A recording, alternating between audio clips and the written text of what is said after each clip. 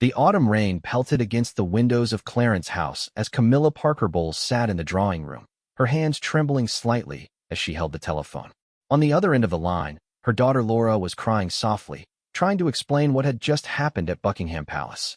The words that came through the receiver would forever change how the Parker Bowles family viewed their relationship with the royal family. "Mummy, they told us we weren't welcome," Laura whispered into the phone. "Not for the Christmas gathering, not for any family events. They said it was by order of His Royal Highness." Camilla closed her eyes, feeling the weight of rejection settle in her chest like a heavy stone. After years of fighting for acceptance, after enduring public scrutiny and media attacks, she had finally married Charles in 2005. She thought the hardest part was over. She was wrong. The rejection of her children and extended family by King Charles wasn't a sudden decision.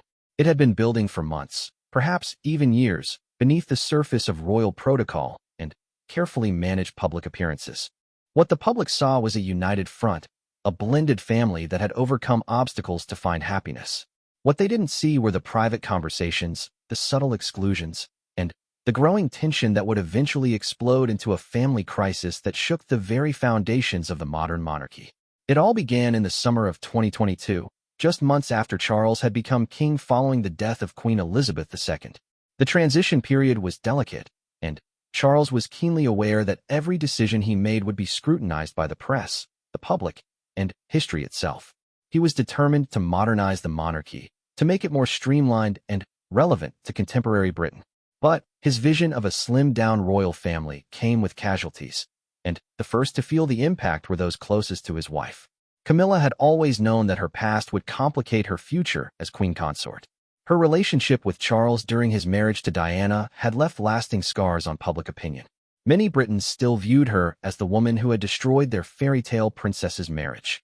But what she hadn't anticipated was how this sentiment would extend to her children, Tom and Laura, who had done nothing wrong except be born to a woman who fell in love with a prince. The first sign of trouble came during the planning for Charles's coronation. Camilla had assumed, naturally, that her children would play prominent roles in the ceremony. After all, they had been part of her life for decades before Charles, and they had gracefully accepted their stepfather despite the complicated circumstances of his relationship with their mother. Tom Parker Bowles, a successful food writer and critic, had always maintained a respectful distance from royal duties while supporting his mother privately. Laura Lopez, an art curator and mother of three, had similarly kept a low profile while being a devoted daughter. But when the guest list and ceremonial roles were being discussed, Charles made his position clear. The coronation would focus on the direct line of succession. There would be no official roles for Tom and Laura, no prominent seating, and certainly no participation in the ceremony itself. When Camilla gently suggested that her children could at least attend as honored guests, Charles's response was swift and final. "This is about the future of the monarchy, Camilla," he had said during one of their private discussions in his study at Highgrove. "We cannot afford to confuse the public about who the real royal family is. Your children are not royal. They never will be." The words stung more than Camilla had expected. She had spent years defending Charles's right to marry whom he chose, to find happiness after the tragedy of his first marriage. She had endured death threats, public humiliation, and constant media intrusion. All of this she had accepted as the price of loving Charles. But she had never imagined that price would include the systematic exclusion of her children from the family they had helped create. The situation became more complex when Charles's own sons, William and Harry, weighed in on the matter. William, as heir to the throne, supported his father's position. He argued that the monarchy needed clear boundaries, and that including Camilla's children in royal events would only serve to confuse the line of succession and dilute the royal brand. His comments during a private family meeting were reportedly blunt and hurtful. "They're not part of this family in any meaningful way," William had allegedly said about Tom and Laura. "The public doesn't see them as royals, and neither should we." Harry, despite his own complicated relationship with the royal family, had initially been more sympathetic to Camilla's children. He understood what it felt like to be caught in the crossfire of royal politics and media attention. But as his own relationship with his father and brother deteriorated, his support became less vocal and less meaningful. The exclusion policy extended beyond major ceremonial events. Tom and Laura found themselves uninvited to smaller family gatherings that had once been routine. Christmas at Sandringham, Easter celebrations, even informal dinners at various royal residences became off-limits. The message was clear. They were tolerated as Camilla's children, but they were not considered part of the royal family. For Camilla, each exclusion felt like a personal betrayal. She had given up so much to marry Charles, including her freedom and privacy. She had transformed herself from a country woman who loved horses and gardening into a working member of the royal family, taking on hundreds of engagements each year and supporting dozens of charities. She had learned to navigate the complex world of royal protocol and had earned respect for her dedication to her role as queen consort. But none of this seemed to matter when it came to her children. They remained outsiders, politely tolerated, but never truly accepted. The irony was not lost on Camilla that Charles, who had fought so hard for acceptance of their own unconventional love story, was now denying that same acceptance to her children. The media began to pick up on the tension, though the full extent of the family rift was carefully hidden from public view. Royal correspondents noted that Tom and Laura were conspicuously absent from events where they might once have been included. Palace sources, speaking on condition of anonymity, began to hint at disagreements within the royal household about the role of extended family members. One particularly painful incident occurred during the planning for a state dinner honoring the President of France. Camilla had hoped to include Tom, who as a food expert could have provided valuable insights into the menu selection and wine pairings. She mentioned this to Charles, who immediately shut down the suggestion. "This is a state occasion, not a family dinner party," Charles had replied coldly. "We cannot treat it as an opportunity to include your children in royal duties they have no business performing." The rejection was particularly painful because Tom had actually been consulted on royal menus in the past, albeit informally. His expertise was well regarded, and his discretion was absolute. But, under the new regime, even his professional qualifications were not enough to overcome his status as an outsider to the core royal family. Camilla began to realize that the problem went deeper than protocol or practical considerations. Charles was making a philosophical statement about the nature of his family and his monarchy. In his vision of the future, there was no room for the complexity and ambiguity that Camilla's children represented. They were reminders of her life before him, of relationships and loyalties that existed outside the royal framework.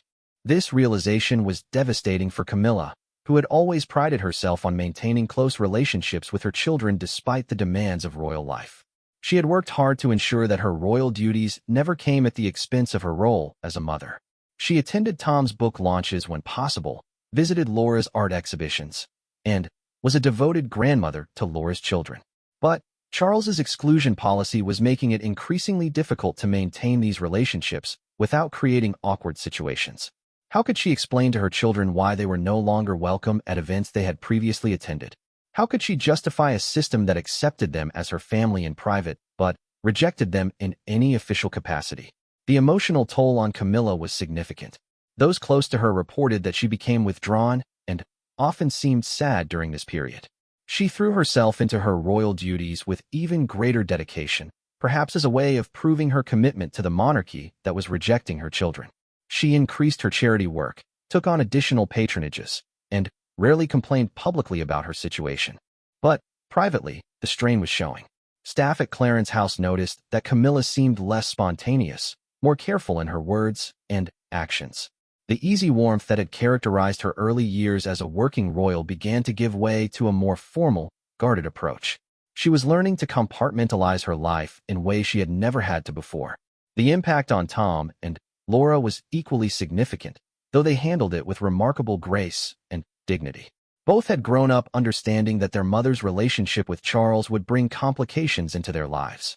They had accepted the media attention, the security concerns, and the loss of privacy that came with having the future king as a stepfather. But the systematic exclusion from family events was harder to bear. They had developed genuine affection for Charles over the years, and they had hoped that his ascension to the throne might actually strengthen their position within the extended royal family. Instead, they found themselves more marginalized than ever. Tom, in particular, struggled with the contradiction between Charles's public persona and his private behavior. In his professional life as a food writer, Tom often covered royal events and wrote positively about the monarchy's traditions and values. He understood the importance of the institution and respected its history. But it was difficult to reconcile this respect with the personal rejection he was experiencing.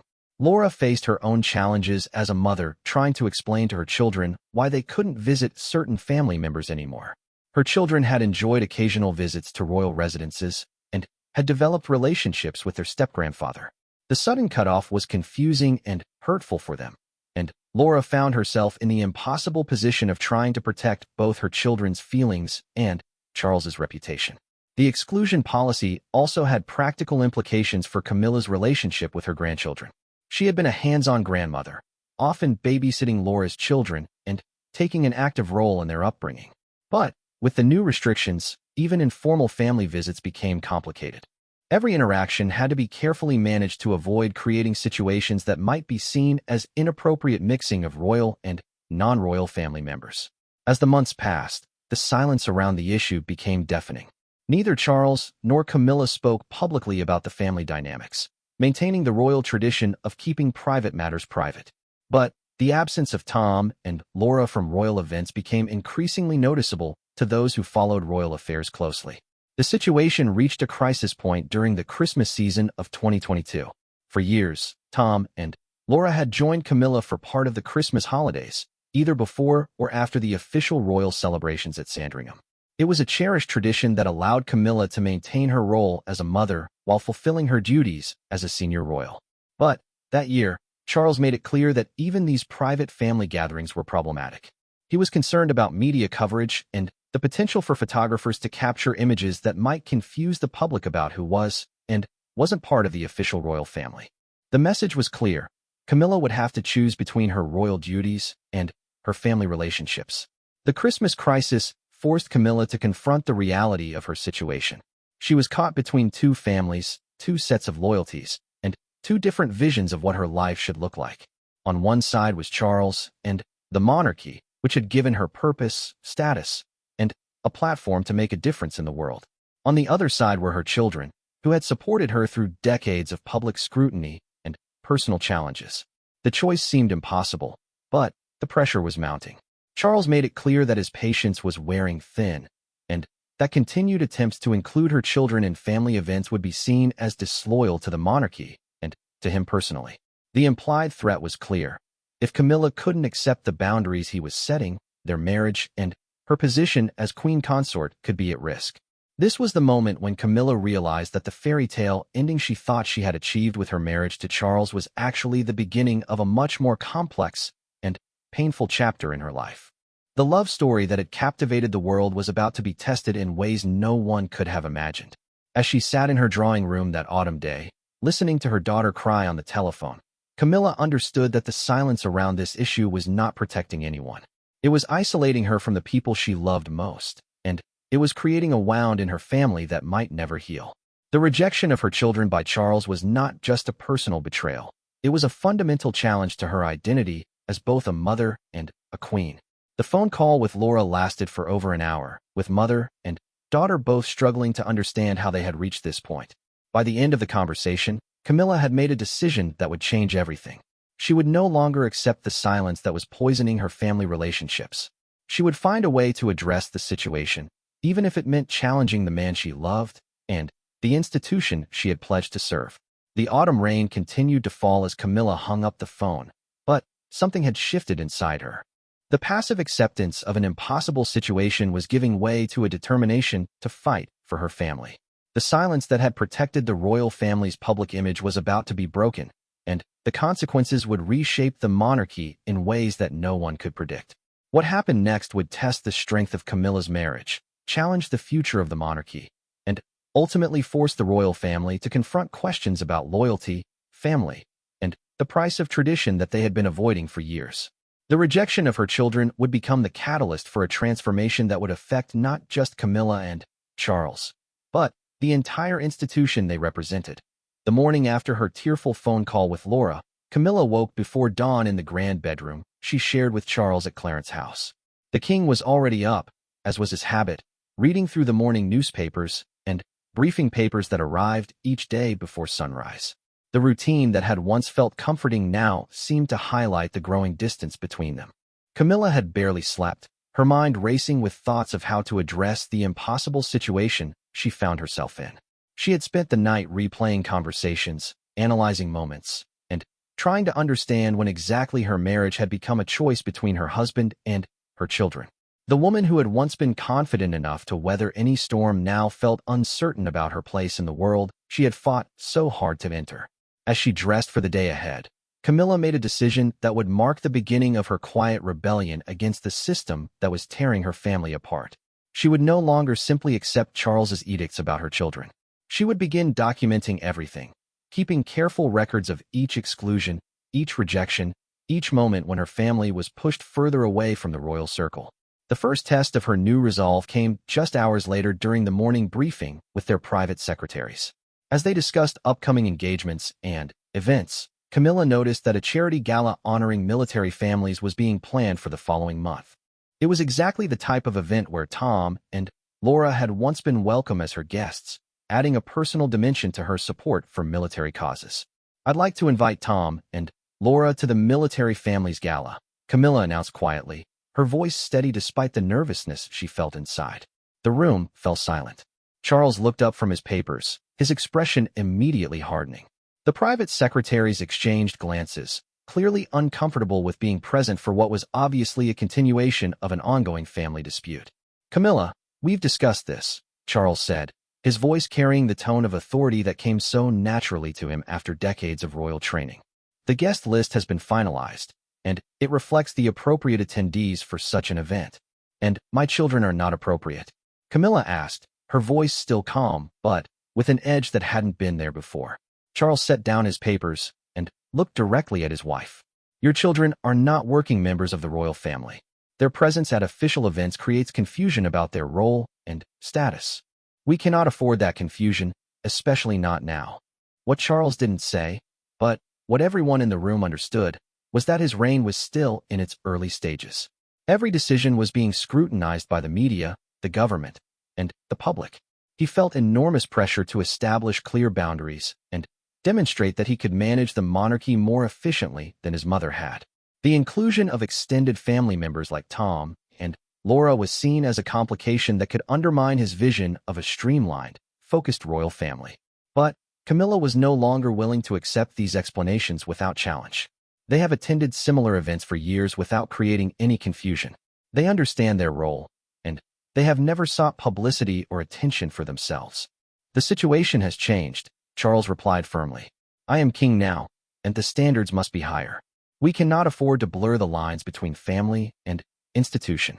The conversation ended there, with both sides maintaining their positions and the private secretaries quietly making notes about guest lists and protocols. But something fundamental had shifted in the dynamic between Charles and Camilla. She was no longer the grateful partner who accepted his decisions without question. She was a mother fighting for her children's place in her life. Over the following weeks, Camilla began to understand the full extent of the systematic exclusion that was being implemented. It wasn't just about major events or official ceremonies. Tom and Laura were being erased from the royal family's daily life in ways both large and small. When Camilla mentioned wanting to have Laura help with flower arrangements for an upcoming state visit, the suggestion was quietly dismissed. When she proposed that Tom might contribute an article about royal entertaining for a charity cookbook, the idea was rejected as inappropriate. Even casual family dinners at royal residences became complicated, with staff receiving instructions about which family members were and were not welcome. The exclusion policy extended to their children as well. Laura's 3 children, who had grown up thinking of Charles as their grandfather figure, found themselves unable to visit royal residences or participate in family gatherings that had once been routine. For children who didn't understand the complex politics of royal life, the sudden absence of someone they cared about was confusing and painful. Camilla watched her grandchildren struggle with questions she couldn't answer. Why couldn't they visit Highgrove anymore? Why wasn't Grandpa Charles coming to birthday parties? Why did everything have to be so different now that he was king? Each question felt like a knife in her heart, particularly because she knew the answers had nothing to do with love or family bonds, and everything to do with institutional politics. The emotional toll of maintaining this double life began to show in Camilla's public appearances.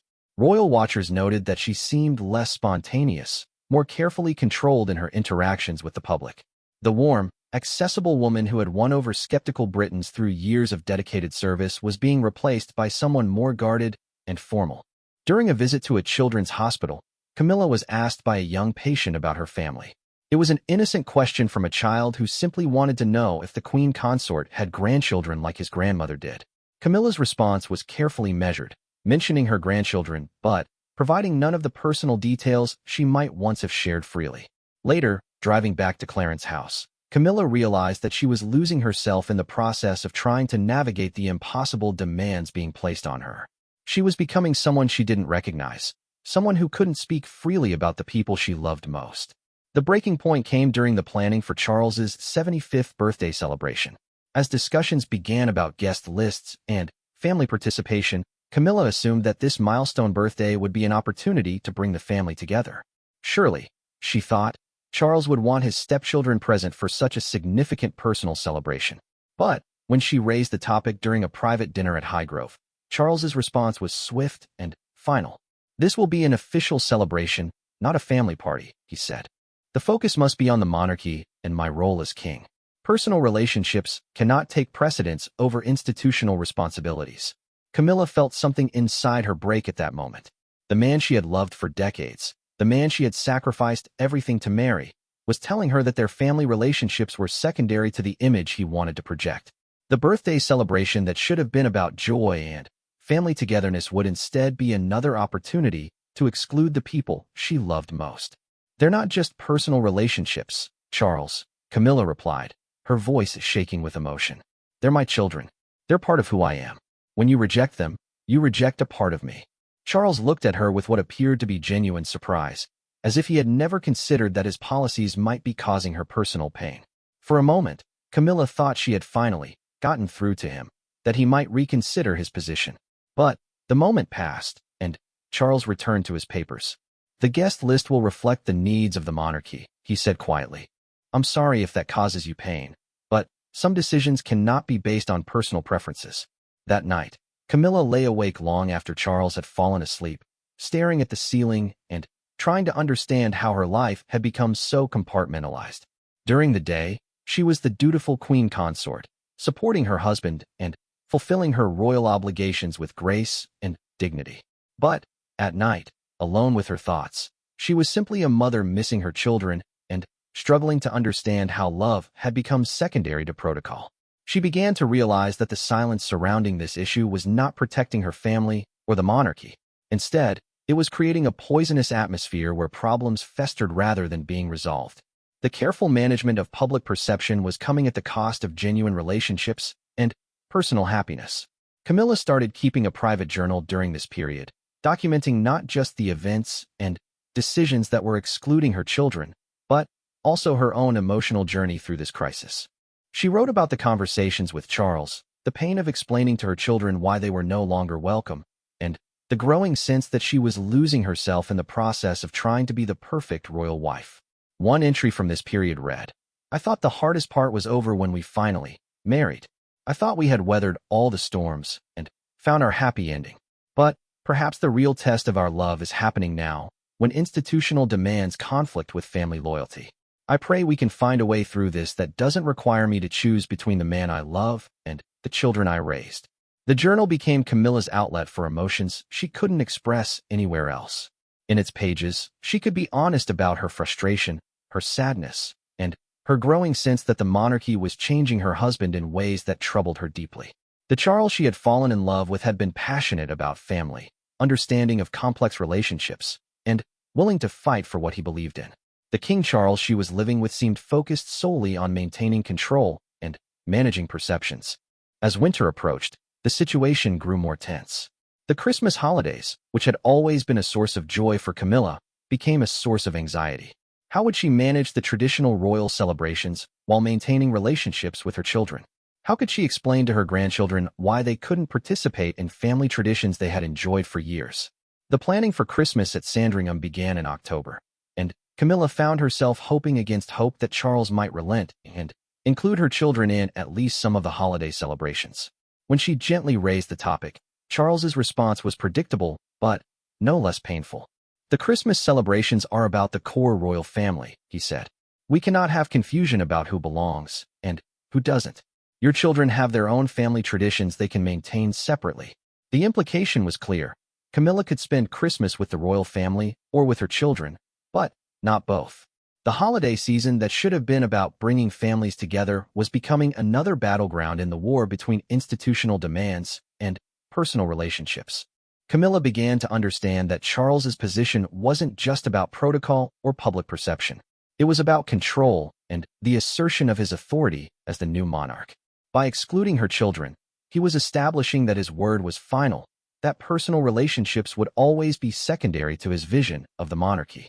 This realization was perhaps the most painful aspect of the entire situation. The man she had loved and supported through decades of public scrutiny was using his power to isolate her from the people she loved most. The romantic fairy tale of their love story was being overshadowed by the harsh reality of royal politics and the demands of absolute authority. But Camilla was not the same woman who had quietly endured public humiliation for years. The experience of becoming queen consort had given her confidence and shown her that she was capable of more than she had ever imagined. She had successfully navigated the complex world of royal protocol, won over skeptical publics, and established herself as a valued member of the institution. Now, she was beginning to realize that these same skills could be used to fight for her family. She understood the system well enough to know where its weaknesses were, and she had developed relationships with palace staff, government officials, and media contacts that could be valuable in changing the situation. The second phase of Camilla's quiet rebellion began with small acts of defiance. She started mentioning her children more frequently in conversations with staff and officials, making it clear that they remained important to her regardless of official policy. She began arranging private meetings with Tom and Laura away from royal residences, finding neutral venues where they could maintain their relationship without violating Charles's protocols. These meetings became lifelines for all three of them. Away from the formal atmosphere of royal life, Camilla could be herself again, not the queen consort, but simply a mother who loved her children. Tom and Laura, for their part, could see that their mother was fighting for them, even if she couldn't yet change the fundamental situation. During one such meeting at a private club in London, Laura asked the question that had been haunting all of them. "Mummy, how long can this continue? How long can you live this double life?" Camilla looked at her daughter, seeing the pain that months of exclusion had caused, and realized that the answer to that question would determine not just the future of her family, but the future of her marriage and her role in the monarchy. "I don't know," she admitted. "But I know I can't continue like this indefinitely. Something has to change." That conversation marked the beginning of Camilla's decision to move from passive resistance to active challenge. She was no longer content to simply endure the situation or hope that Charles would change his mind on his own. She was ready to fight for her family, even if it meant challenging the man she loved and the institution she had pledged to serve. The stage was set for a confrontation that would test the strength of their marriage and force both Charles and Camilla to decide what kind of monarchy they wanted to create together. The silence that had protected their public image was about to be broken, and the consequences would reshape not just their personal relationship, but the very nature of the modern royal family. The confrontation that would change everything began on a cold February morning in 2023, when Camilla received a phone call that pushed her beyond her breaking point. Laura was sobbing on the other end of the line, trying to explain how her 8-year-old daughter had been asked to leave a school friend's birthday party when other parents learned that Charles, her step-grandfather the king, would not be attending a family event because she would be there. The child had been excited about the party for weeks, but when whispers began among the adults about royal protocol and family dynamics, the host family felt pressured to disinvite her rather than risk offending the monarchy. The little girl couldn't understand why her presence at a children's party had become a political problem, and Laura was devastated by her daughter's tears and confusion.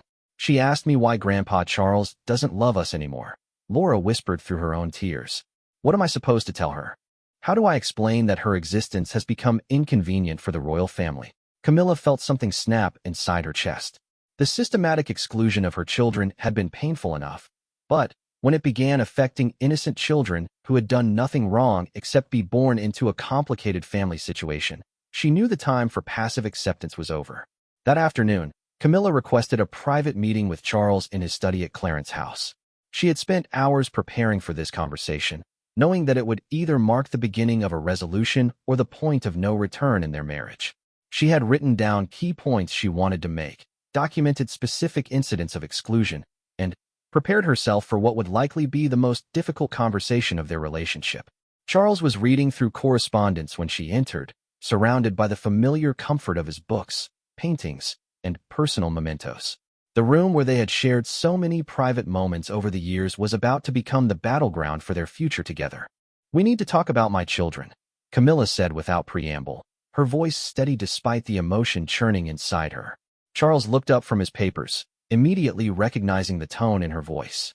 This was not going to be another gentle request or diplomatic suggestion. This was going to be a confrontation he had been avoiding for months. "Camilla, please. We've been through this countless times.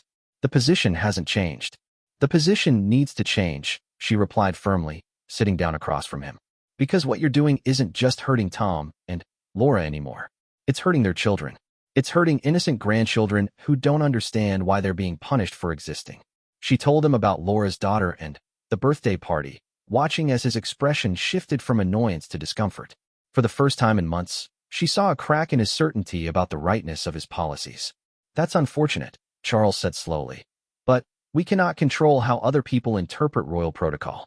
Perhaps if your children maintained a lower profile." "A lower profile?" Camilla interrupted, her voice rising for the first time. "They've maintained the lowest possible profile for years. They don't seek publicity, they don't trade on royal connections, they don't even use their relationship to you for professional advantage. What more do you want from them? Should they pretend I don't exist?"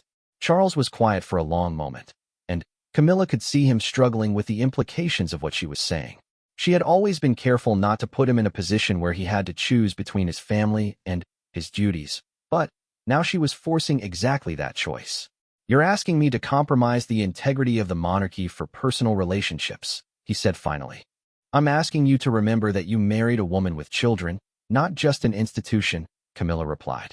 "I'm asking you to find a way to honor both your role as king and your role as my husband." Other royal families have managed to include extended family members without compromising their authority. She had done her research, spending weeks studying how other European monarchies handled similar situations. The Swedish royal family included step-grandchildren in family events. The Dutch monarchy had successfully navigated complex family dynamics.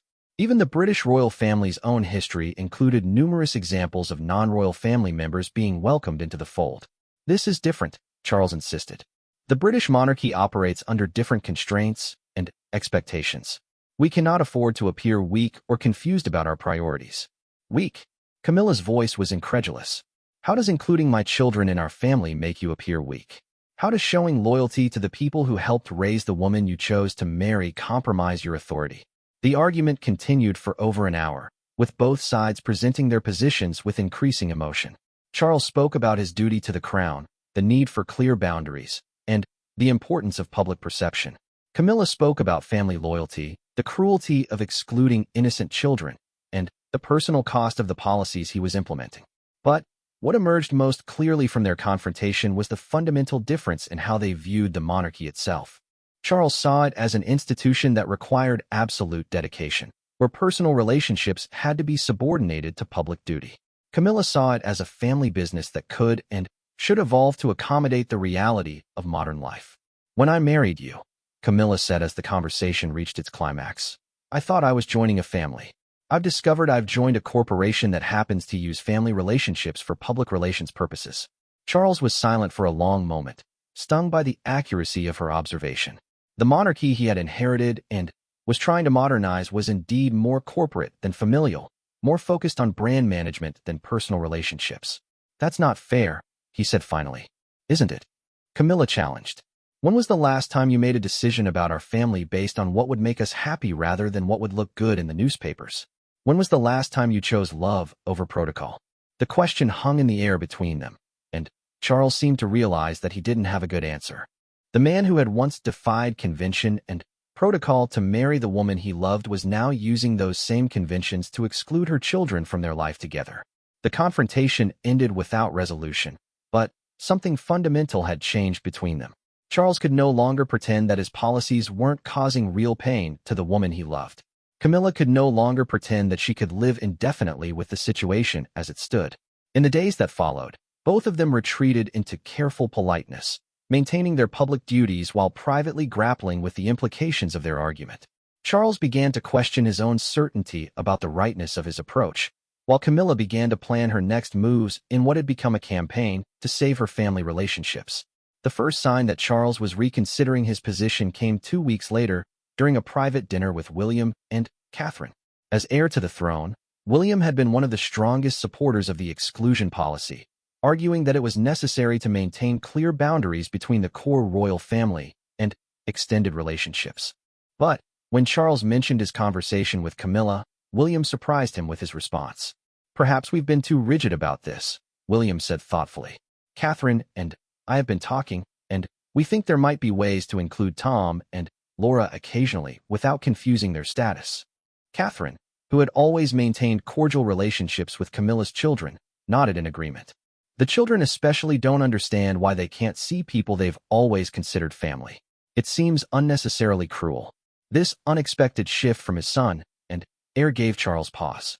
If William, who would inherit the throne after him, thought the policy was too harsh, perhaps it was worth reconsidering.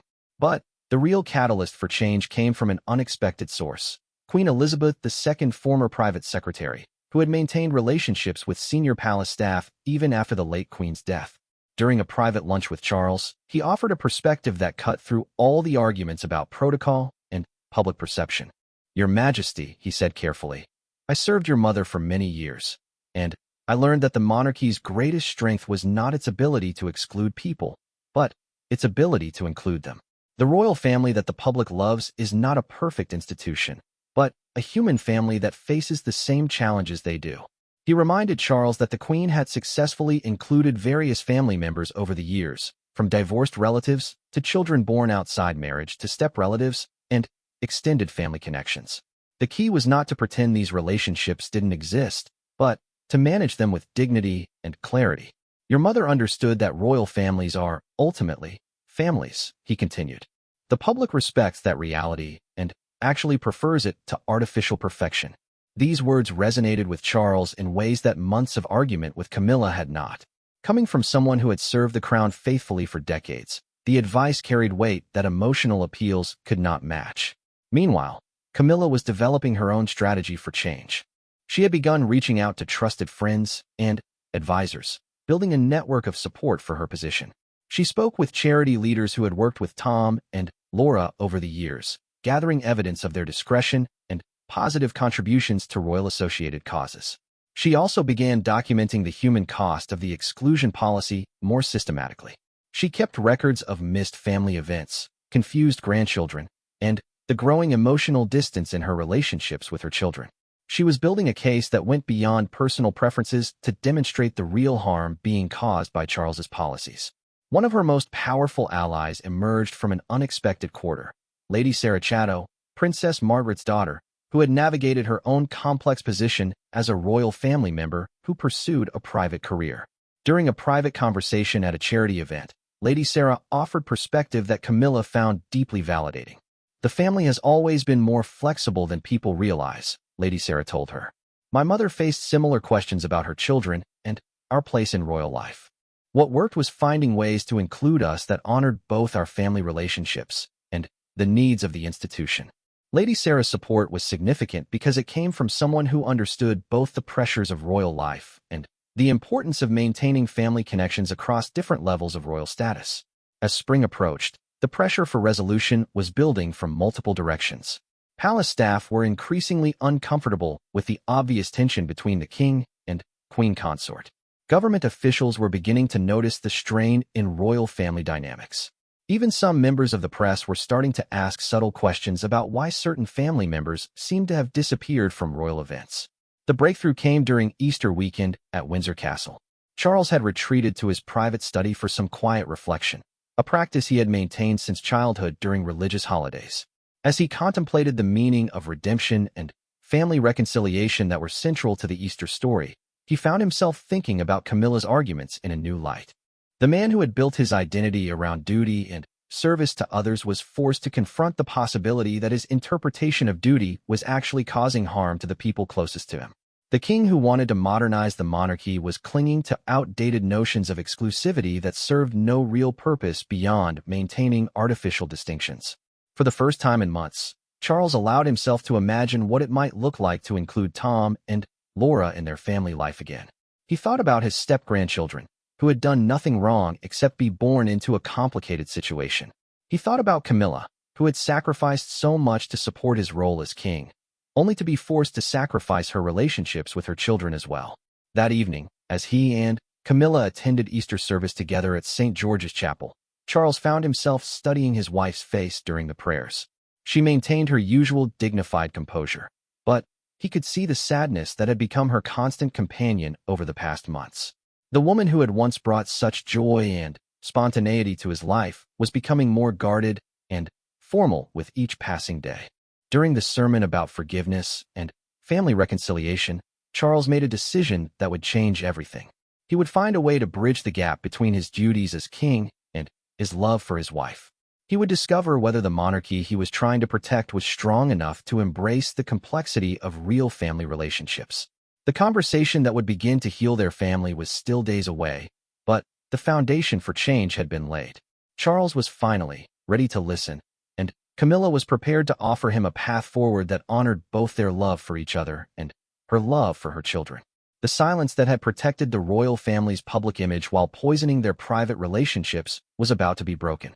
What emerged from that break would test everything they thought they knew about monarchy, family, and the possibility of finding balance between public duty and private love. The conversation that would change the course of their marriage began quietly on a sunny April morning in 2023, as Charles and Camilla walked together through the gardens at Highgrove. It had been their tradition for years to take these private walks, away from staff and obligations, where they could speak freely about their hopes and concerns. But, for months, these walks had been stilted affairs, with both of them carefully avoiding the topics that might trigger another argument.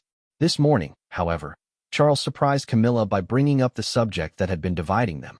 "I've been thinking about what you said," he began carefully, not looking at her as they walked past the rose beds he had lovingly cultivated for decades.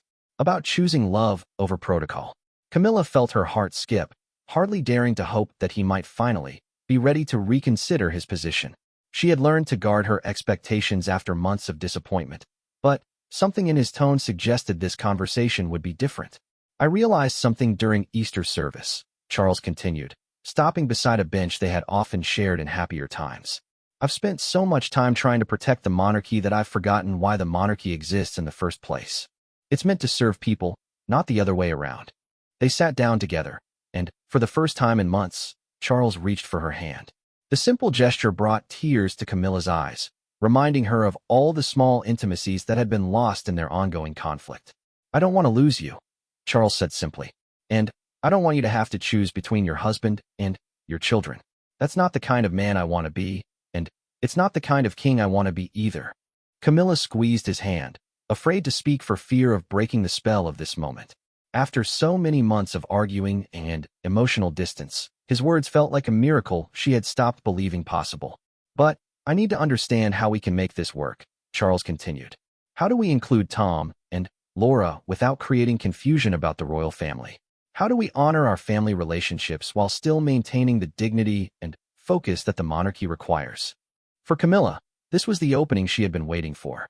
Instead of another argument about positions and protocols, Charles was asking for her help in finding a solution. He was treating her as a partner rather than an obstacle to his vision of the monarchy. "We start small," Camilla said carefully, her voice steady despite the emotion she felt. "We include them in private family gatherings first. We show that it's possible to maintain normal family relationships without compromising anything important." She had spent months thinking about this exact conversation, developing a detailed plan for how to gradually reintegrate her children into their royal life. She pulled out a small notebook where she had written down her thoughts, a gesture that surprised Charles with its thoroughness and preparation. "We could begin with Tom's birthday next month," she suggested. "A private dinner at Clarence's house, just family. No press, no publicity, no confusion about roles or status. Just a stepfather celebrating his stepson's birthday." Charles was quiet for a moment, considering the proposal. He could see the logic in starting small, testing whether it was possible to maintain family relationships without creating the problems he had feared. "And then?" he asked. "Then, we see how it goes," Camilla replied honestly. "If it works, if everyone can manage their roles appropriately, we gradually include them in other private family events. Christmas dinner, birthday celebrations, casual visits to Highgrove." She was careful not to push too hard or ask for too much too quickly. She understood that Charles needed to feel confident that he could maintain control over how these relationships developed. What about public events? Charles asked. What about the perception that we're blurring the lines between royal and non-royal family members? Camilla had anticipated this question and had developed what she thought was a reasonable compromise. We keep private life and public duties separate, at least initially. Tom and Laura understand the difference. They've never sought to capitalize on their connection to the royal family, and they're not going to start now. She explained her vision of a royal family that could function like a normal family in private while maintaining clear boundaries in public. Other royal families had managed similar arrangements successfully, and she believed the British monarchy was strong enough to handle the complexity. The public actually respects authenticity, Camilla pointed out. They want to see that we're real people with real family relationships, not perfect symbols who don't face the same challenges they do. Charles found himself nodding as she spoke. The arguments that had seemed so compelling months earlier, about confusion and protocol and public perception, were beginning to seem less important than the human cost of maintaining them. Their conversation continued for over 2 hours, as they worked through practical details and potential challenges. Charles asked detailed questions about logistics, media management, and protocol adaptations. Camilla provided thoughtful answers that demonstrated she had considered every angle of the situation. What emerged from their discussion was not just a plan for including her children, but a new understanding of how they could function as a married couple facing complex challenges. Instead of Charles making unilateral decisions that Camilla had to accept, they were working together to find solutions that honored both of their needs and values. The breakthrough moment came when Charles asked about the grandchildren. What about Laura's children? He said. They've been caught in the middle of this situation through no fault of their own. Camilla's eyes filled with tears as she described how confused and hurt the children had been by the sudden absence of their step-grandfather from their lives. She told him about birthday parties they couldn't attend, family visits that had been canceled, and the innocent questions about why Grandpa Charles didn't love them anymore. They don't understand protocol or royal status, Camilla said softly. They just know that someone they love has disappeared from their lives without explanation. Charles was quiet for a long moment, clearly affected by the human impact of his policies on innocent children. The king who had built his identity around serving others was forced to confront the reality that his recent decisions had caused real pain to the most vulnerable members of his extended family. I never intended for children to be hurt, he said finally, his voice heavy with regret. I know, Camilla replied gently. But intentions don't change the impact. Those children need to know that they matter, that their relationship with you is real and valued. This conversation about the grandchildren became the turning point in Charles's thinking. He could rationalize policies about adult family members and public perception, but he couldn't justify causing pain to innocent children who had done nothing wrong except be born into a complicated situation. Over the following week, Charles found himself looking at the situation from entirely new angles. He spoke privately with William and Catherine about their perspective on including Camilla's grandchildren in family activities. He consulted with trusted advisors about how other royal families had handled similar challenges. Most importantly, he began to imagine what kind of grandfather he wanted to be. The memories of his own complicated relationship with his father came flooding back, and he realized he didn't want to repeat patterns of emotional distance and conditional love with another generation. The decisive moment came when Charles received a handmade card from one of Laura's children. The little girl had spent hours creating a drawing of the royal family, carefully including everyone she considered part of her extended family. In her innocent artwork, Charles was prominently featured as Grandpa Charles, surrounded by all the people she loved. The card was accompanied by a short note. Dear Grandpa Charles, I miss you. When can we visit Highgrove again? Love, Eliza. Charles stared at the card for a long time, studying the child's careful artwork and innocent words. Here was a little girl who didn't understand politics or protocol or public perception. She simply missed someone she loved and wanted to maintain a relationship that had brought her joy. That evening, Charles called Camilla into his study and showed her the card. She still thinks of me as her grandfather, he said quietly. You are her grandfather, Camilla replied. You've been part of her life since she was born. That doesn't change because you're king now. Charles looked at the drawing again, seeing himself through a child's eyes for the first time in months. The little girl had drawn him not as a distant monarch, but as a beloved family member who belonged in her world of love and security. I want to see them, Charles said suddenly. I want to invite them for tea at Highgrove this weekend. All of them. Tom, Laura, the grandchildren. I want to start rebuilding what I've damaged." Camilla felt a rush of joy and relief that was almost overwhelming. After months of fighting and arguing and emotional distance, Charles was finally ready to choose love over protocol, family over institution.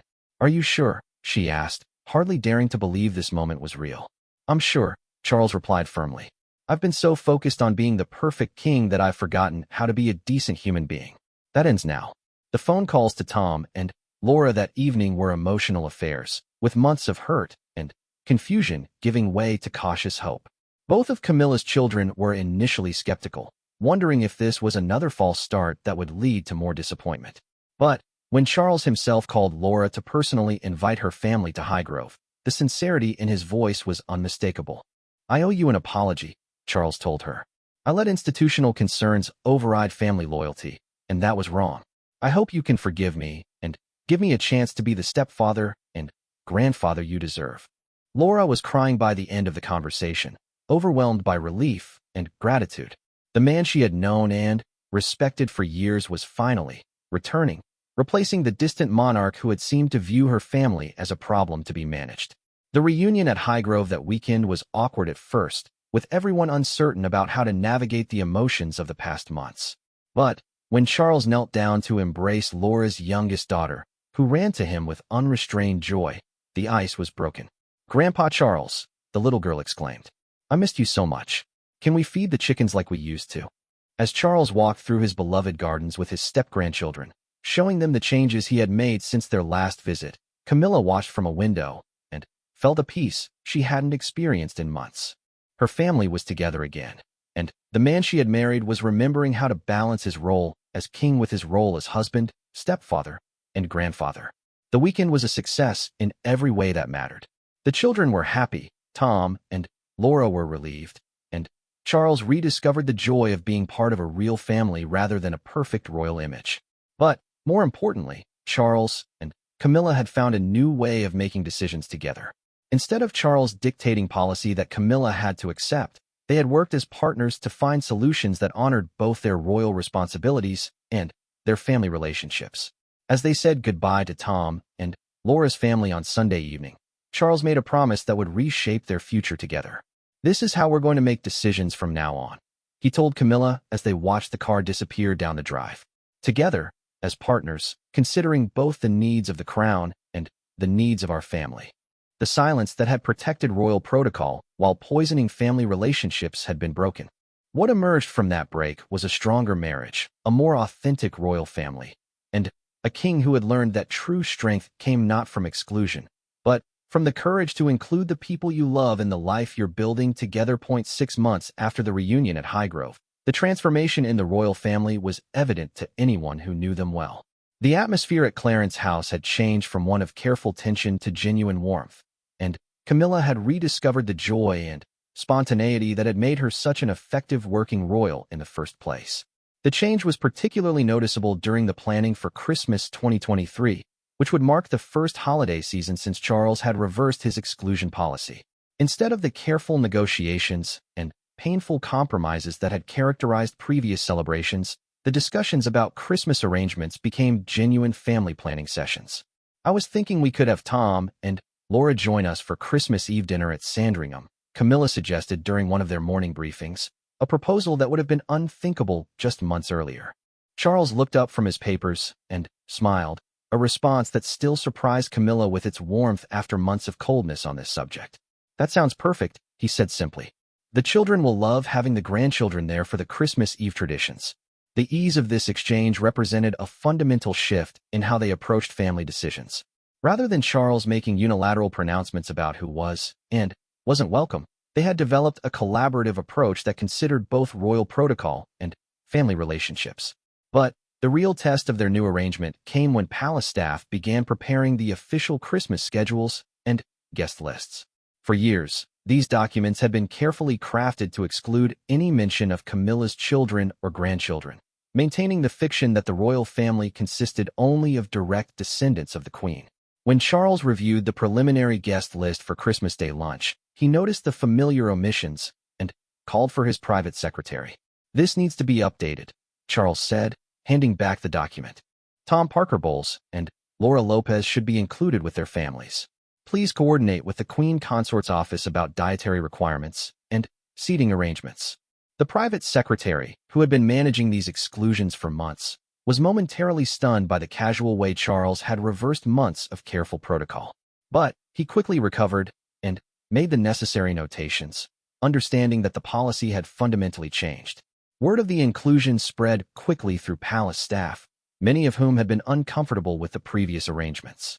The return of Tom and Laura to family events was greeted with relief by those who had watched the toll the exclusions had taken on Camilla's happiness and the family's overall dynamic. The Christmas celebrations themselves exceeded everyone's expectations. Tom and Laura's children brought an energy and excitement to the traditional royal Christmas that had been missing for years. Their innocent enthusiasm for the Christmas Eve gift exchange, their delight in meeting other royal family members, and their obvious affection for Charles created an atmosphere of genuine family warmth that even the most protocol-conscious staff members found charming. Charles, for his part, embraced his role as step-grandfather with enthusiasm that surprised everyone, including himself. He spent hours showing the children around Sandringham, sharing stories about the house's history, and teaching them about the estate's wildlife. The man who had been so concerned about maintaining royal dignity discovered that there was something deeply satisfying about being loved simply for who he was, rather than what he represented.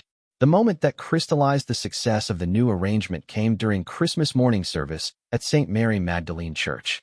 As the royal family walked to church together, Charles naturally fell into step beside one of Laura's daughters, who had taken his hand and was chattering excitedly about the presents she had received. The sight of the king walking hand in hand with his step-granddaughter, both of them clearly enjoying each other's company, was captured by photographers and quickly became one of the most beloved images of Charles's early reign. The picture represented everything the public loved about the royal family: tradition mixed with genuine human warmth, dignity combined with accessibility. But, more importantly for Camilla, it represented the healing of her fractured world. For the first time in over a year, she didn't have to compartmentalize her life or choose between her royal duties and her family relationships. She could be both queen consort and loving mother and grandmother without conflict or compromise. The success of the Christmas integration led to broader changes in how the royal family approached extended family relationships. Charles and Camilla developed a clear framework that allowed for the inclusion of her children while maintaining appropriate boundaries about roles and responsibilities. Tom and Laura were included in private family celebrations, but continued to maintain their own careers and independence. They attended family dinners, holiday gatherings, and casual visits to royal residences, but they did not take on official royal duties or represent the crown in any formal capacity. This arrangement satisfied everyone involved. Tom and Laura had never wanted official royal roles. They simply wanted to maintain their relationships with their mother and the man who had become their stepfather. Charles was able to include them in family life without creating confusion about succession or official responsibilities. The grandchildren, for their part, grew up understanding that they had a special relationship with the king, but they also understood that this didn't make them princes or princesses. They were simply loved members of an extended family that happened to include some very important people. As spring arrived in 2024, the positive effects of the family reconciliation began to ripple outward in unexpected ways. Camilla's obvious happiness and renewed confidence enhanced her effectiveness in her royal role. She approached her charitable work with renewed energy, spoke more freely about family and personal experiences in public, and became more spontaneous and engaging in her public appearances. The change was noticed by both the media and the public. Royal correspondents began writing about Camilla's increased confidence and the warmth she brought to royal engagements. Members of the public who met her during visits commented on her obvious contentment and the ease with which she connected with people from all backgrounds. Charles, too, benefited from the change in family dynamics. The guilt and tension that had marked his early months as king gave way to a more confident and relaxed approach to his role. He found that including his extended family in his personal life actually made him more effective as a monarch, giving him a broader perspective on the challenges facing modern families. The success of their new approach was tested during Charles's 75th birthday celebration in November 2024. Unlike the previous year, when his birthday had been a source of family tension, This celebration became an opportunity to showcase the healthy evolution of the royal family. The official birthday events maintained their appropriate formal character, focusing on Charles's role as monarch and his service to the nation.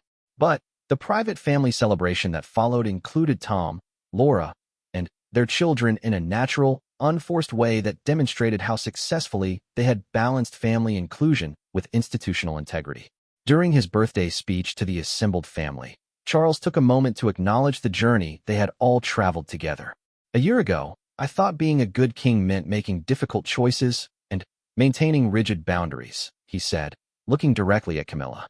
I've learned that being a good king actually means being a good man first, a good husband, a good father, and a good grandfather to all the children in our family. The words brought tears to many eyes, but particularly to Camilla's. The man she had married was not just the King of England. He was a husband who had learned to choose love over protocol, inclusion over exclusion, and family over institutional perfection. Tom, who had remained largely silent during the most difficult period of the exclusions, stood to respond to his stepfather's speech. Your Majesty, he began formally, then smiled and continued. Charles, thank you for remembering that families are complicated, messy, and imperfect, but that's what makes them real. Thank you for choosing to be part of our complicated, messy, imperfect family. The laughter and applause that followed marked the completion of their family's healing journey.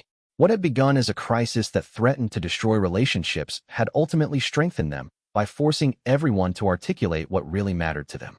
As 2024 drew to a close, Charles and Camilla reflected on the lessons they had learned during their most challenging period as a married couple. The experience had taught them that the strength of the monarchy didn't lie in its ability to exclude people or maintain artificial boundaries, but in its capacity to evolve and adapt to the realities of modern life. They had discovered that the public didn't expect the royal family to be perfect. They expected them to be authentic.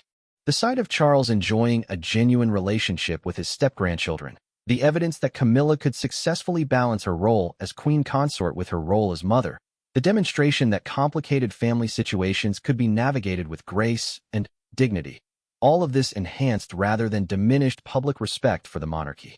The crisis had also strengthened their marriage in unexpected ways. By working through their deepest disagreement together, Charles and Camilla had learned to function as true partners in a way they never had before. Instead of Charles making decisions that Camilla had to accept, they had developed a collaborative approach to both family and royal challenges. Most importantly, they had learned that love and duty didn't have to be opposing forces. With creativity, communication, and commitment, it was possible to honor both family relationships and institutional responsibilities. As they prepared for another Christmas at Sandringham, this time with all their family members naturally included, Camilla reflected on how far they had traveled from those dark days when she thought she might have to choose between her husband and her children. Do you ever regret how difficult we made things for ourselves? She asked Charles as they walked through the Highgrove Gardens on a crisp December morning. Charles considered the question seriously before answering. I regret the pain we caused, especially to the children, he said. But I don't regret the process entirely. We learned things about ourselves and each other that we might never have discovered otherwise. He was right, Camilla realized. The crisis had forced them to examine their values, priorities, and commitment to each other in ways that had ultimately strengthened their relationship. They had emerged from the experience more united, more confident, and more authentic than they had been before. The silence that had once protected the royal family's public image while poisoning their private relationships had been replaced by open communication and genuine partnership. What emerged was not just a healed family, but a modern monarchy that could embrace complexity, navigate change, and demonstrate that tradition and progress could coexist. As 2025 began, the royal family that had once seemed fractured by impossible choices had become a model of how love, commitment, and mutual respect could overcome even the most challenging circumstances.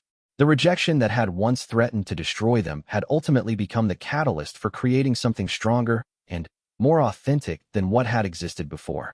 The story of King Charles's rejection of Camilla's family had ended not with division and bitterness, but with reconciliation and wisdom.